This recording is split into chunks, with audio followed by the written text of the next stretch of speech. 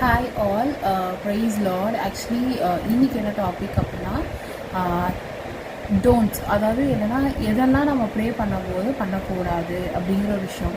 So first வந்து நான் வந்து ஒரு 4 to 5 பாயிண்ட்ஸ் நான் சொல்ல போகிறேன். ப்ரே பண்ணுறோம் அப்படின்னா அந்த டைமில் கேட்ஜெட்ஸை யூஸ் பண்ணவே கூடாது. ஏன்னா பிகாஸ் கேட்ஜெட்ஸ் வந்து என்ன பண்ணுவோம் அப்படின்னா நம்ம ப்ரே பண்ணும்போது தான் கால்ஸ் வரும், எல்லா இம்பார்ட்டண்ட் கால்ஸும் இருக்கும், அந்த டைமில் தான் நமக்கு வரும். ஸோ அந்த டைமில் மொபைல் ஃபோனை பக்கத்தில் வச்சுக்காதீங்க. ஸோ தட் என்னென்னா எந்த கால்ஸும் வராது. இப்போ நீங்கள் பக்கத்தில் வச்சிங்கன்னா ஒரு சின்ன ஒரு மெசேஜ் டோன் இருந்தால் கூட டிஸ்ட்ராக்ஷன் ஆகும். அண்ட் தென் இன்னொன்று என்னென்னா ப்ரே பண்ணும்போது காட்க்கு உங்களுக்கும் வந்து ஏசப்பாக்கும் உங்களுக்கு வந்து ஒரு கனெக்டிவிட்டி இருக்கும்.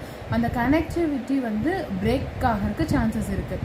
நீங்கள் வீட்டில் ப்ரே பண்ண போகிறீங்கன்னா உங்கள் ஃப்ரெண்ட்ஸு உங்கள் ஃபேமிலி எல்லாத்துக்கிட்டையும் சொல்லிடுங்க நான் ப்ரே பண்ண போகிறேன் அப்படின்ட்டு. பிகாஸ் என்னென்னா அந்த ப்ரே பண்ணுற டைமில் அவங்க வந்து உங்களை டிஸ்டர்ப் பண்ண ஸ்டார்ட் பண்ண மாட்டாங்க.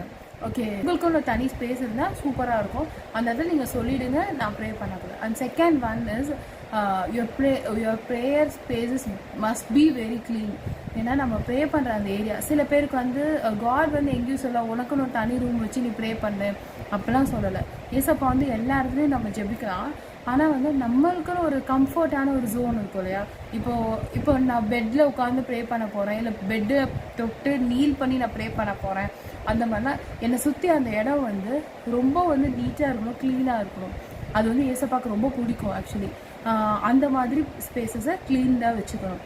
அண்ட் தென் வந்து தேவையில்லாத விஷயங்கள் அந்த இடத்துல நம்ம பண்ண மாட்டோம். அண்ட் தென் தேர்ட் ஒன் என்ன அப்படின்னு பார்த்தோன்னா, சில பேர் என்ன பண்ணுவாங்க அப்படின்னா ப்ரே பண்ண போகும்போது ஒரு ரூம்குள்ளே போய் தான் ப்ரே பண்ணுவாங்க. என் ஃப்ரெண்ட்ஸ் அதை பண்ணுவாங்க. ப்ரே பண்ணும்போது என்ன பண்ணுவாங்க அப்படின்னா ஒரு கப் ஆஃப் காஃபி எடுத்துகிட்டு உள்ளே போவாங்க. அவங்க என்ன சொல்லுவாங்கன்னா இல்லை நான் பைபிள் படிச்சுட்டே காஃபி குடிப்பேன் அப்படிலாம் சொல்லுவாங்க. நோ, அது பண்ணவே பண்ணாதீங்க எப்போவுமே. ஸோ என்னென்னா உங்களுக்கு என்னென்ன வேணுமோ எல்லாமே வந்து நீங்கள் பண்ணி முடிச்சிடணும். ஆக்சுவலி காஃபினா காஃபி குடிச்சிட்டு போய் ப்ரே பண்ணலாம். சில பேர் வந்து ரொம்ப டயர்டாகிடுவாங்க. ஸோ அந்த டைம்லலாம் காஃபி குடிச்சிட்டு போகலாம். இப்போ தண்ணி குடிக்கிறீங்களா அது வேறு. ஆனால் சில பேர் என்ன பண்ணுவாங்க, பைபிள் படிச்சுட்டே என்ன பண்ணுவாங்க, காஃபி குடிச்சிட்டு இருப்பாங்க, காஃபி சிப் பண்ணிகிட்டு இருப்பாங்க. ஸோ அது எல்லாமே பண்ணாதீங்க. அது வந்து என்ன டிஸ்ட்ராக்ஷன் ஆகும். அண்ட் தென் வந்து கனெக்டிவிட்டி மிஸ் ஆகும். Okay. And then fourth one என்னென்னா இருக்கிறதுலே வந்து பார்த்திங்கன்னா நம்ம வந்து ஃபேமிலி ப்ரேயர் பண்ணுவோம். பண்ணி முடிச்சுட்டு அதுக்கப்புறம் எகெயின் நம்ம பெட்டுக்கு போய் படுக்க டைமில் நம்ம என்ன பண்ணோம், ஒரு சின்ன ப்ரேயர் ஒன்று பண்ணிவிட்டு நம்ம போய் படுப்போம். ஸோ படுக்கும்போது என்ன ஆகும் அப்படின்னா சில பேர் என்ன பண்ணுவாங்கன்னா பெட்டில் படுத்துட்டு நீங்கள் தூங்கிடணும். சில பேர் என்ன பண்ணுவாங்கன்னா போய் ப்ரே பண்ணுவாங்க. அதுதான் அவங்க ஃபைனல் ப்ரேயராக இருக்கும். அந்த ஃபைனல் ப்ரேயருக்கு அப்புறமேட்டு எகெயின் வந்து தே ரோம் அவுட் சைட், வெளியில் போகிறது. அண்ட் தென் வந்து வெளியில் ரூம் விட்டு போகிறது. அண்ட் தென் வந்து வேறு ஏதாவது கேட்ஜெட்ஸ் யூஸ் பண்ணுறது, அதெல்லாம் பண்ணவே கூடாது. அது ஏசப்பாக்கு சுத்தமாக பிடிக்காது.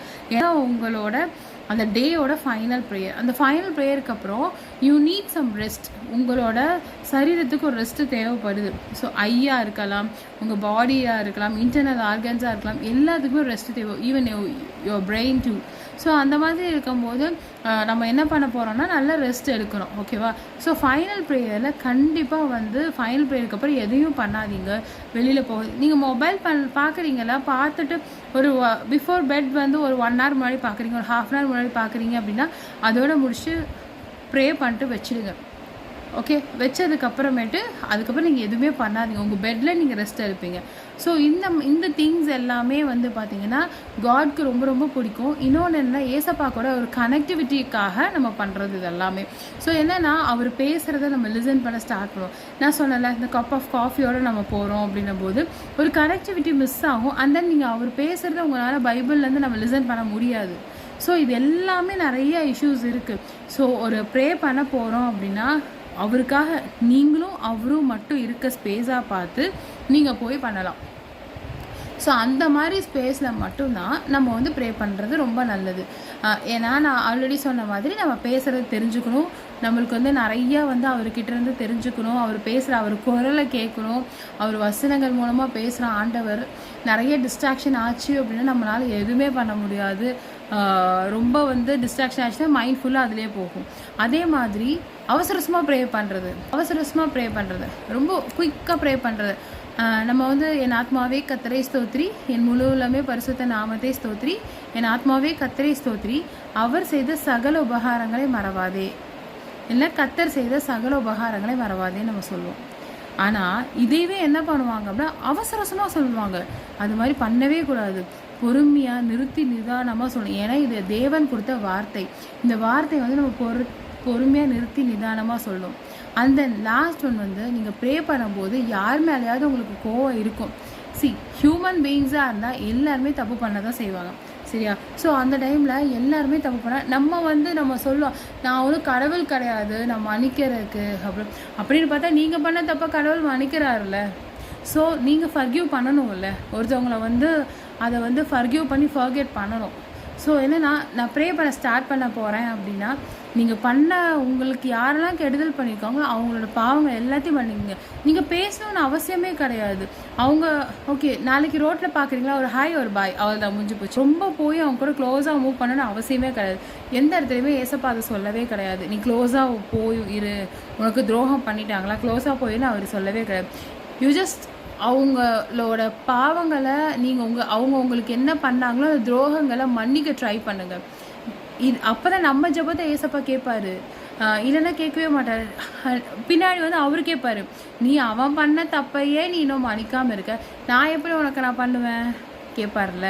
அதுக்கு பதில் சொல்லணும்ல.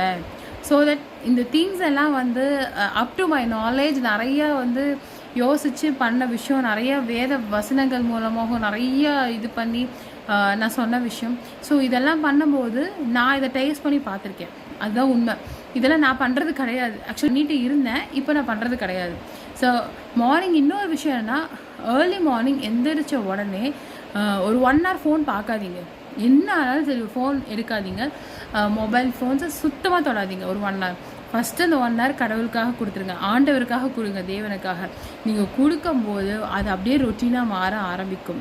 அது ஆரம்பிக்கும் போது உங்களுக்கு வந்து இந்த ஃபோன் மேலே இன்ட்ரெஸ்ட் இருக்குது.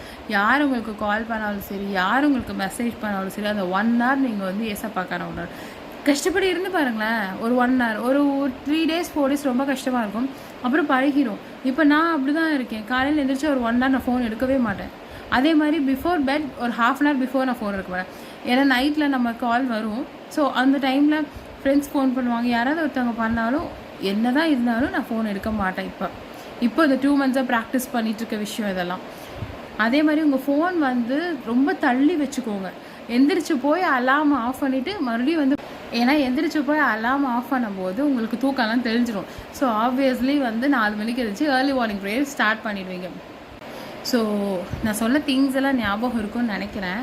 So start doing your prayer and these திங்ஸை வந்து keep it in your mind and just ஒரு ட்ரை பண்ணி பாருங்களேன். சும்மா ஒரு ட்ரை பண்ணி பாருங்கள் எப்படி ஒர்க் அவுட் ஆகுதுன்ட்டு. எனக்கு ஒர்க் அவுட் ஆச்சு. ஸோ நான் ஜஸ்ட் ஷேர் பண்ணேன். ஓகே, பை பாய்.